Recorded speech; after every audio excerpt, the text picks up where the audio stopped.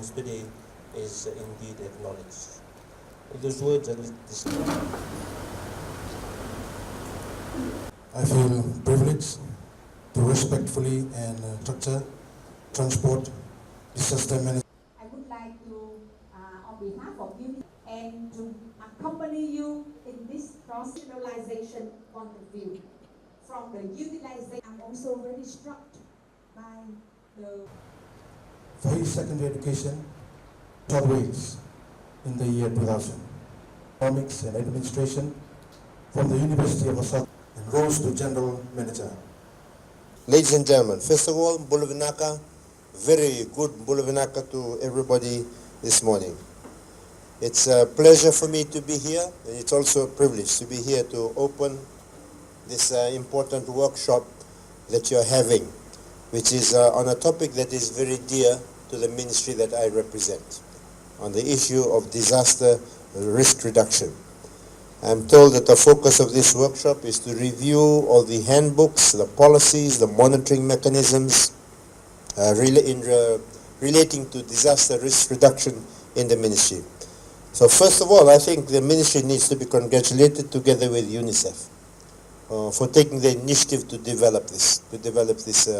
I think there must be a policy that sits behind this. The policy and the handbooks, the monitoring mechanisms, and all of those things that you want to put in place to make sure that our children are safe, our schools are safe, and the people that use these facilities are also safe. The development of such a policy is a reflection that the ministry is making progress in building resilience in the education sector. And we know that disaster is everybody's business. That's like you always say in education. Education is everybody's business. In our field, we say disaster is everybody's business. You can't just wait for somebody to come and rescue you. You've got to start to do something about it yourself.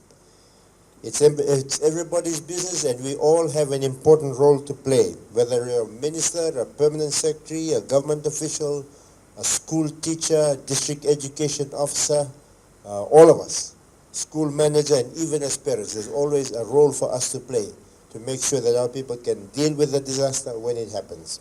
Our collective effort is important in ensuring the safety and well-being of children during any disaster.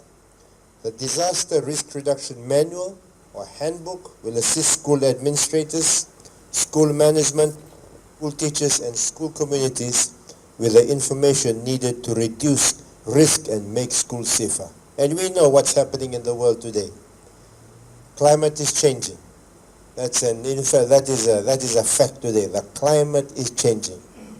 It is changing all over the world. The latest report that I read, I think that came out in October last year, all of our countries in the Pacific, we've been pushing for the global temperature not to rise above 1.5 degrees Celsius from the time that we had the Industrial Revolution. Ever since we've had the Industrial Revolution, global temperature has been increasing. Our target in the Pacific has been to keep that increase to no less than 1.5 degrees Celsius. Why? Because when it goes above 1.5 degrees Celsius, a lot of the things that allow us to maintain our lives in places like the Pacific begin to disappear. We all know that coral reefs are dying. The temperatures of the seas are increasing. We know that there's acidification in the ocean. All of these kinds of things are happening.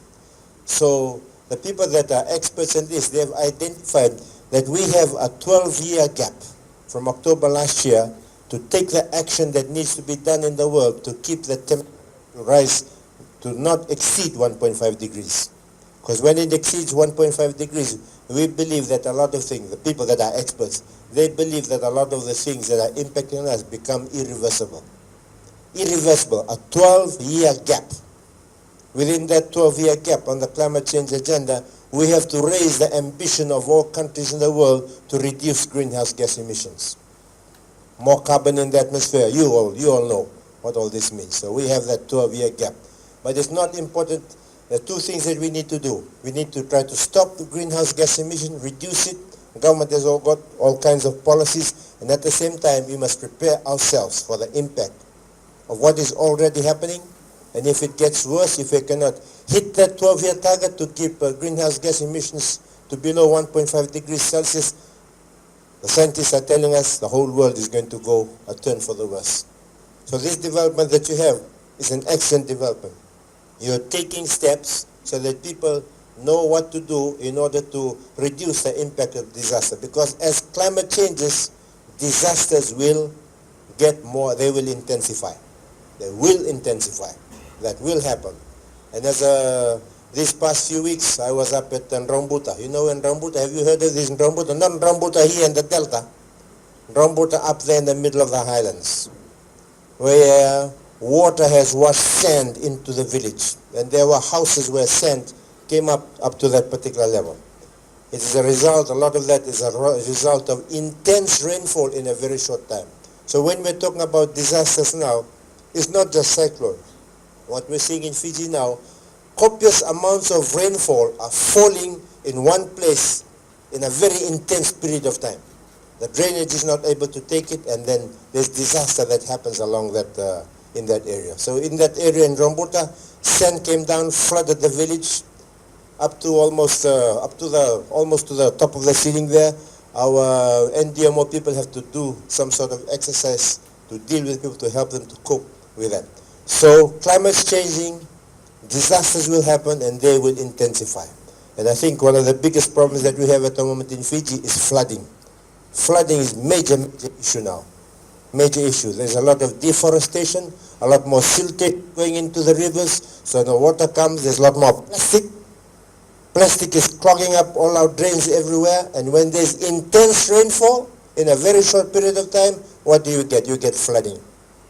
That's a disaster in its own. It's one of the worst kinds of disaster that we have in this country. So when we talk about disasters, don't just think about cyclones. That happens every now and then. Biggest disaster that happens more frequently now is this intense rainfall and the things that comes with it. So I'm very glad that we have developed, that you are looking to develop this manual and these policies that you have. Fiji is considered as one of the world's most vulnerable countries to natural disasters. The 2016 World Risk Report has placed Fiji as the 16th most vulnerable country in the world to natural hazards. We are number 9th in rugby. So maybe in rugby we're better than a lot, but this one here we are number 16. I think our soccer team would love to be number 16 in the world.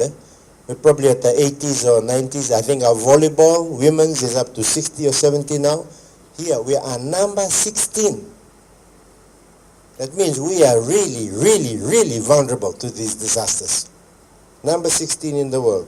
And this vulnerability is largely attributed to Fiji's increased exposure to natural disaster events.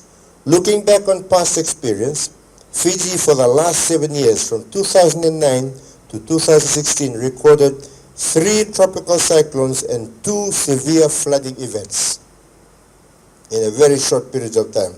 This indicates that on average, Fiji is almost encountering a severe disaster event on a biannual basis.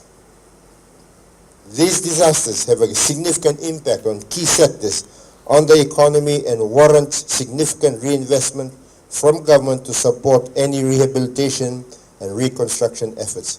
For TC Evan, Tropical Cyclone Evan, in 2013, the education sector sustained damages and losses valued at 5.9 million. 3 years later, the education sector had damage and loss of 77 million as a result of Tropical Cyclone Winston in 2016.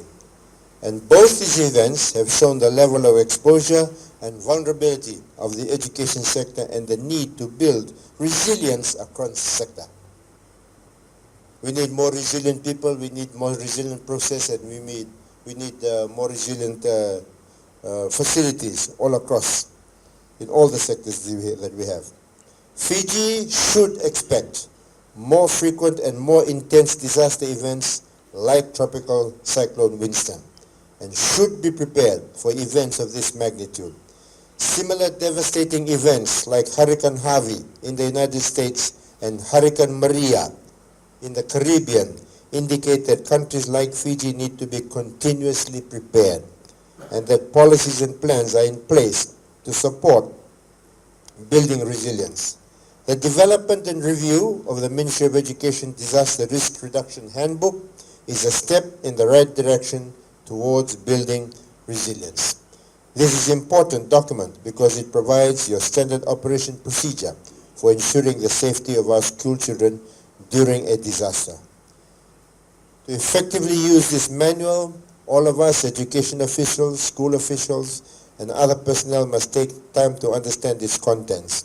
And I think the great exercise that you're doing today, you're going to be fine-tuning. You're going to be having another look at the documents to make sure that they are fit for purpose, that they will do what they're supposed to do. So I think this is an important stage that you're going through today.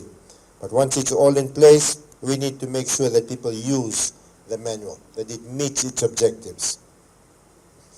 And we hope that once it's been finalized, that everybody will take time to understand its contents. Because we need to empower our education officers, our administrators, school management, teachers, students, school communities to ensure they effectively carry out their roles and responsibilities as outlined in the handbooks that you have. Therefore, during your review, you'll have to make sure to do whatever your objectives are to make sure that it works, it's fit for purpose, people can understand it, which is very important always. I am always telling the civil servants in my ministry, when they write things for parliament, or make sure you write it in a manner that the people it is intended for can understand. Because when civil servants write, sometimes only other civil servants can understand what they're talking about. They use the same language. I'm sure that you'll probably do that there. You're trying to make sure that in this manual, when people read it, they will understand. Because even though we all speak English, there are different kinds of English. There's technical jargon English, there's health English, there's education English, there's agriculture English, and only the people in that sector know what the hell that they're talking about. Others don't. So it's very important that we do that we can understand, make sure that it's simple to understand and straightforward to implement. There's no point in having documents which cannot be easily understood and are very difficult to follow, especially for schools and emergency operators at divisional and district levels. At the end of the day, we need to develop a culture or a mindset where people have a disaster-oriented attitude, before, during, and after an emergency or disaster. Be it a natural disaster, a man-made, or even during human-induced hazards. Finally, we are working towards reducing disaster mortality by 2030 as stipulated under the Sendai framework. The development and review of the Ministry of Education Disaster Risk Reduction Handbook today and the review that you're undertaking contributes towards the achievement of this goal. So it's an important exercise. I've had a look at the program that you have for the day. I know that it's going to be a useful exercise. Once you come out, the product that you come out with will help. People will help engender and generate more disaster risk reduction. We need to continue building the resilience of all of our sectors, all of our key sectors. Make sure they can withstand the disasters that not might befall us, but they will befall us. They will come upon us. And we have to be ready. We have to be proactive. So it's great to see this development. So we need to continue building the resilience of our education infrastructure, and most importantly, ensure the safety of our people, of our children, the parents, the stakeholders, the teachers, everybody in the schools. Our children are our future, and we must continue to work together to build a better Fiji for all. I wish you well in your deliberations this morning. And with those words, I open this workshop, this meeting. Vinawalevu, Bahut Dhanyabad, and may God bless Fiji. Nawalevu. To join Minister and all of you at this very important and milestone event. And I am very struck by the strong